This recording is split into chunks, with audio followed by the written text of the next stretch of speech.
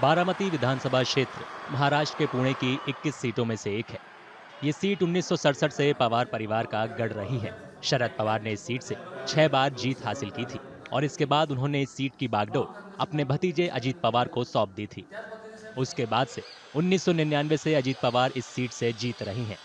इस बार अजीत पवार का मुकाबला अपने भतीजे और शरद पवार वाली एनसीपी के उम्मीदवार योगेंद्र पवार से है। योगेंद्र पवार फैमिली की चौथी पीढ़ी के नेता हैं। इस साल ये दूसरा मौका है जब बारामती में पवार परिवार के 2 सदस्य चुनावी मैदान में आमने सामने हैं।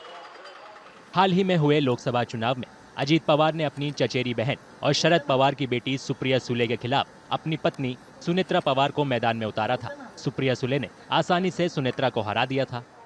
लोकसभा चुनाव में मिली हार का बदला लेने के लिए अजीत पवार अपने निर्वाचन क्षेत्र में चुनाव प्रचार में जुटे हैं। उनका दावा है कि इस बार उनकी ही जीत होगी। बारामतीकरों ने हमेशा मुझे सपोर्ट दिया है।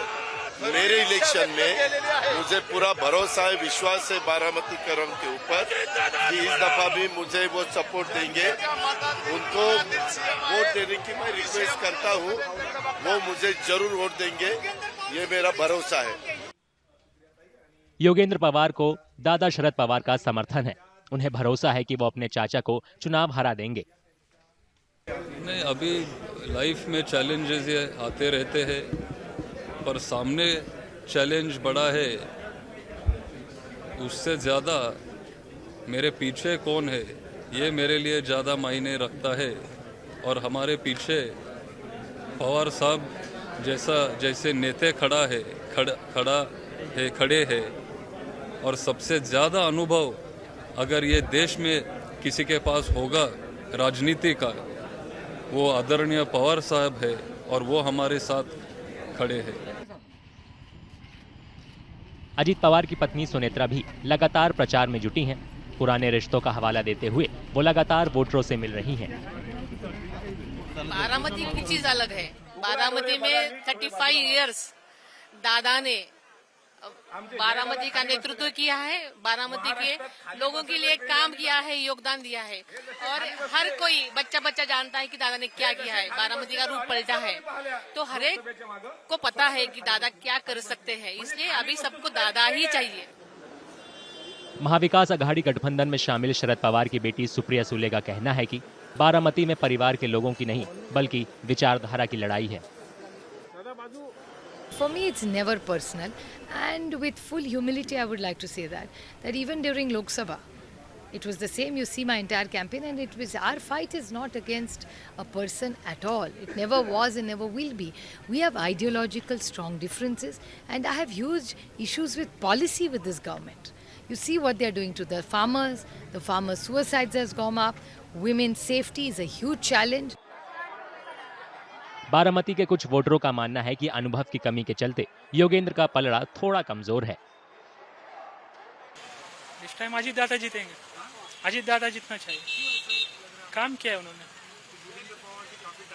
अच्छे वो भी अच्छे, लेकिन जो चीज टूटी नहीं उसको जोड़ने की कोशिश नहीं करना चाहिए। पहले से अजीत दादा है इधर। हाँ, तो काम अच्छा है तो उनको ही मौका देना चाहूंगा मैं। दोनों ने मिलके किया, मतलब तीनों ने मिलके किया है। पवार कुटुंब ने किया है, पूरे मतलब फैमिली ने किया। अजीत दादा का काम इतना अच्छा है ना, ये महाराष्ट्र में देखने को नहीं मिलेगा। बढ़िया काम है उसका और वैसा आएगा। दूसरा लंगू पुंगू का काम नहीं है इधर। जो स्प्लिट हुआ है पार्टी में, हाँ, तो कहीं ना कहीं घर में भी जो स्प्लिट हुआ है उससे बारामती का विकास रुका है? नहीं, कुछ नहीं, जोर से बढ़ गया है। अजीत दादा है तो विकास है। नहीं, योगेंद्र पवार नया आदमी है और उसका ये काम नहीं है। अजीत दादा जैसा बनने के लिए बहुत टाइम लगेगा। उसका काम नहीं, उसने खड़ा ही रहना नहीं चाहिए। इसके बारे में इतना अच्छा काम चल रहा है बारामती में, तो काय को योगेंद्र पवार का नाम कोई ले गए। कुछ वोटरों का ये भी कहना है कि चूंकि शरद पवार का हाथ अब अजीत पवार के साथ नहीं है, इसलिए उनकी राह आसान नहीं है। अभी लोकसभा में भी ऐसा हुआ है कि सुप्रिया सुले ने शहर में 48,000 का लीड लिया है, तो अजीत पवार को भी थोड़ा सा कम लीड मिलेगा या बारामती शहर में। मतलब जीतेंगे अजीत पवार पर लीड कम हो जाएगा। लीड कम ही हो जाएगा।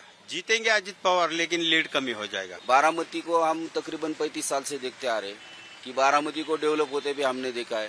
बारामती के अंदर पवार साहब का बहुत बड़ा काम है इसके अंदर, और अजित पवार साहब को भी पवार साहब ने ही इसके अंदर बहुत सारा सपोर्ट किया है।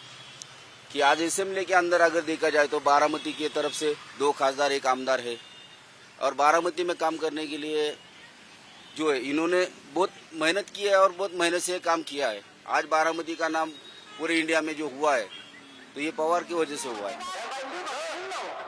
महाराष्ट्र में 20 नवंबर को एक ही चरण में वोटिंग होनी है।